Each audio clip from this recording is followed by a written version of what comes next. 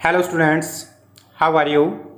In previous lesson we discussed chemical properties of metals and non-metals. उसी continuation में आज कुछ फिर केमिकल प्रॉपर्टीज हम डिस्कस करेंगे। प्रीवियस लेसन जो है उसके अंदर हमने कुछ केमिकल प्रॉपर्टीज डिस्कस की थी, like reaction with air, reaction with water, reaction with oxygen. आज हम उसी के कंटिन्यूएशन में डिस्कस करेंगे रिएक्शन विद एसिड्स, कि अगर कोई भी मेटल या नॉन मेटल जो है उसको एसिड के साथ रिएक्ट कराएं तो हमारे पास क्या प्रोडक्ट्स बनते हैं। Let us see how metals and non metals behaves with acids. Take samples of metals and non metals in separate test tubes and label them as A, B, C, D, E and F. हम क्या करेंगे, 6 test tubes लेंगे, उनमें different metals and non metals जो है उनके अंदर डालेंगे और उनको लेबल कर देंगे A, B, C, D, E and F. With the help of dropper add 5 ml of dilute HCl acid to the each test tube 1 by 1। अब ये जो ईच टेस्ट ट्यूब है इसके अंदर 1 by 1 हम क्या करेंगे, डाइल्यूट हाइड्रोक्लोरिक एसिड HCl जो है उसको डालेंगे 5 ml इन ईच। किसकी हेल्प से? ड्रॉपर की हेल्प से। Observe the reactions carefully. If no reaction आकर in the cold solution warm the test tube gently. अब हम क्या करेंगे, इसके अंदर जो रिएक्शंस हो रही हैं टेस्ट ट्यूब्स में उनको ऑब्जर्व करेंगे। अगर किसी टेस्ट ट्यूब में क्या है, कोई भी रिएक्शन नहीं हो रही है तो हम अब उसको क्या करेंगे, जेंटली वार्म करना स्टार्ट करेंगे, गर्म करना स्टार्ट करेंगे। Now bring a burning match stick near the mouth of each test tube. Repeat the same activity using dilute sulphuric acid instead of dilute hydrochloric acid. अब इन ईच टेस्ट ट्यूब जो है उनके mouth के ऊपर क्या करेंगे, हम burning match stick जो है उसको लेके आएंगे 1 by 1 और ऑब्जर्व करेंगे। फिर हम यही क्या करेंगे, पूरे स्टेप्स दोबारा रिपीट करेंगे, बट हम क्या करेंगे, अब जो हाइड्रोक्लोरिक एसिड लिया था उसके स्थान पे अब हम क्या लेंगे, सल्फ्यूरिक एसिड लेंगे H2SO4। 5 ml ईच में डालेंगे, देखेंगे कोल्ड में रिएक्शन हो रही है, ठीक है, अदरवाइज हम उसको क्या करेंगे, वार्म करेंगे, मीन्स थोड़ा गर्म करेंगे। What could the pop sound in some cases be due to when a burning match stick is brought near the mouth of the test tube. अब इसके अंदर आप क्या ऑब्जर्व करोगे कि जब आप उनके माउथ के ऊपर बर्निंग मैच स्टिक्स लेके जाते हो तो कुछ जो है उनमें से क्या होता है, पॉप की साउंड के साथ बर्न करते हैं। You must have found that non metals generally do not react with acids.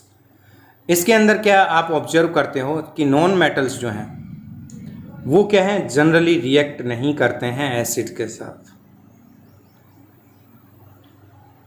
And produce hydrogen gas that Burns with A pop sound.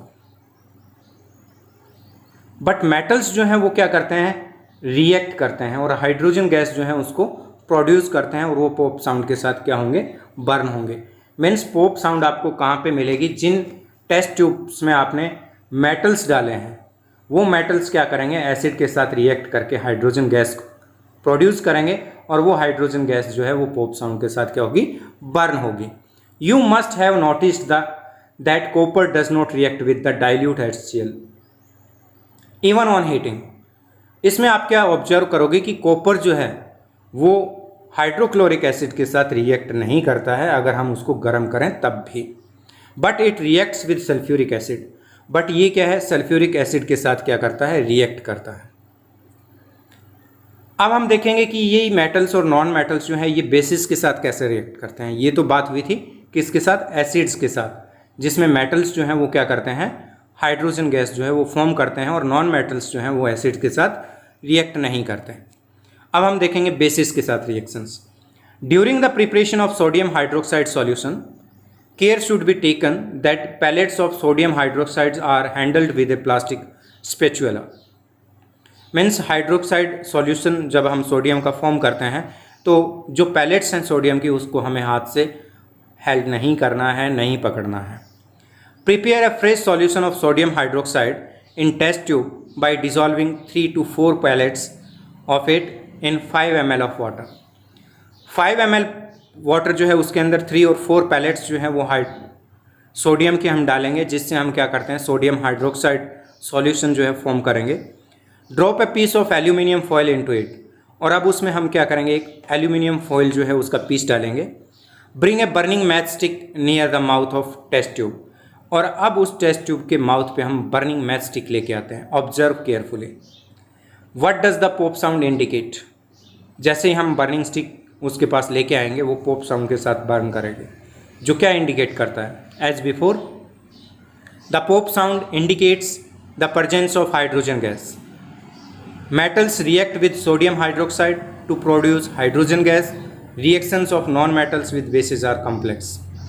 Metals जो हैं वो क्या करते हैं, सोडियम हाइड्रोक्साइड के साथ रिएक्ट करके हाइड्रोजन गैस प्रोड्यूस करते हैं, बट नॉन मेटल्स जो है उनकी बेसिस के साथ रिएक्शंस जो है वो क्या होती हैं, बहुत ज़्यादा कॉम्प्लेक्स होती हैं। अब हम बात करते हैं डिस्प्लेसमेंट रिएक्शंस की। Recall the activity of reaction between copper sulphate and iron. Class 7 में आपने एक एक्टिविटी की थी, कॉपर सल्फेट जो है उसको आयरन के साथ रिएक्ट करवाया था। Take 500 ml beakers and label them A, B, C, D and E। हम क्या करेंगे, 5 बीकर्स लेते हैं और उनको लेबल कर लेते हैं A, B, C, D, E, और इनकी जो कैपेसिटी है वो कितनी है, 100 ml की है। Take about 50 ml of water in each beaker. अब ईच बीकर जो है उसके अंदर हम क्या करेंगे, 50 ml वाटर लेंगे। Dissolve in each beaker a teaspoonful of each substance as indicate, और उसके अंदर क्या है, हम ईच सब्सटेंस जो है उसकी 1 टीस्पूनफुल जो है उनके अंदर डालेंगे।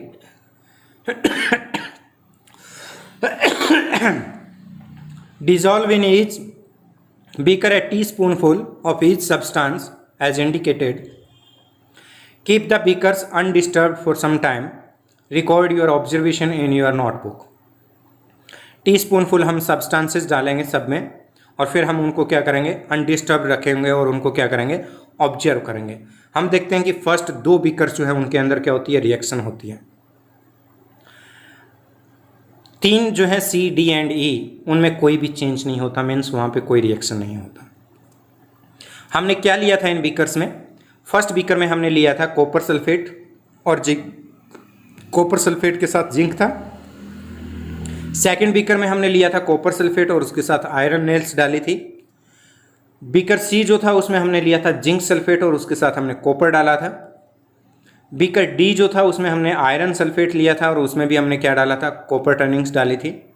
और बीकर E जो था उसमें हमने जिंक सल्फेट लिया था और उसमें हमने आयरन नेल्स डाले थे।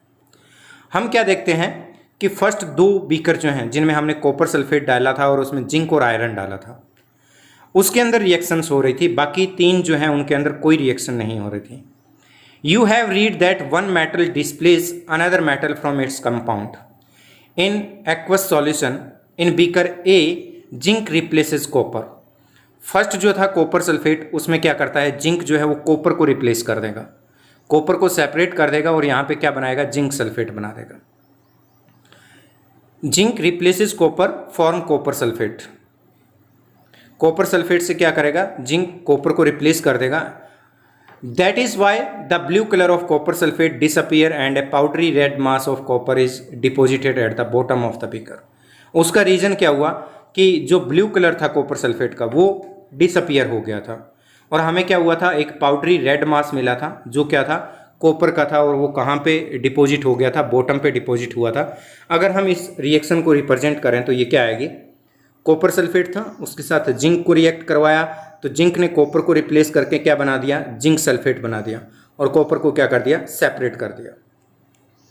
मीन्स हमारे पास कॉपर सल्फेट ब्लू कलर में था, जिंक उसके अंदर रिएक्ट किया तो जिंक सल्फेट बना जो कलरलेस था, लेकिन कॉपर जो है वो क्या था, रेड मास जो था वो क्या हो गया, उसके बॉटम पे डिपॉजिट हो गया। तो यहाँ पे ये रिएक्शन जो है ये क्या बोलते हैं, इसको डिस्प्लेसमेंट रिएक्शन बोलते हैं। इसमें एक कंपाउंड जो है वो दूसरे मटेरियल के कंपाउंड को क्या कर देता है, डिस्प्लेस करता है, रिप्लेस करता है। सेकंड जो था हमारे पास कॉपर सल्फेट था, उसमें हमने आयरन नेल्स डाले थे, तो यहाँ पे फिर कॉपर जो है उसको आयरन ने रिप्लेस कर दिया था, तो हमारे पास फेरस सल्फेट बना और कॉपर जो है वो क्या हो गया था, सेपरेट हो गया था। तो copper sulphate plus iron nails, तो आयरन ने कॉपर को रिप्लेस करके फेरस सल्फेट बना दिया और कॉपर को क्या कर दिया, सेपरेट कर दिया। We do not see any change in beaker C. Beaker C जो है उसके अंदर कोई चेंज नहीं था। We can infer that copper is not able to replace zinc from zinc sulphate.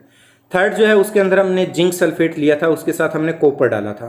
अब हम देखते हैं कि उसमें कोई रिएक्शन नहीं होती, मीन्स कॉपर जो है वो एबल नहीं है, उसके पास इतनी एबिलिटी नहीं है कि वो जिंक सल्फेट से जिंक को रिप्लेस कर दे और कॉपर सल्फेट बना ले। मीन्स इसलिए वहाँ पे क्या है, कोई भी रिएक्शन नहीं होती है। इसका रीज़न क्या है, when zinc can replace copper in beaker A, why can not copper replace zinc in beaker C. जब बीकर ए के अंदर जिंक ने कॉपर को रिप्लेस कर दिया, तो अब ऐसा क्या रीज़न है कि जो कॉपर है वो जिंक को रिप्लेस नहीं कर पा रहा है। It follows definite rules based on facts.